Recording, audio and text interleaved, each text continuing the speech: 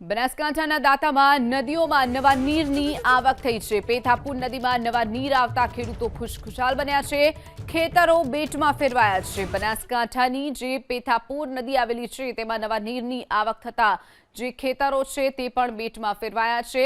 તો નીચાણવાળા ગામોને પણ એલર્ટ કરવામાં આવ્યા છે। જે દ્રશ્યો આપ જોઈ રહ્યા છો, બનાસકાંઠામાં દાંતામાં સારો એવો વરસાદ વરસતા નદીઓ પણ બે કાંઠે વહેતી થઈ છે। નદી નાળા છલકાયા છે। પેથાપુર નદી જે આવેલી છે તેમાં નવા નીરની આવક થતા ખેડૂતો ખુશખુશાલ બન્યા છે।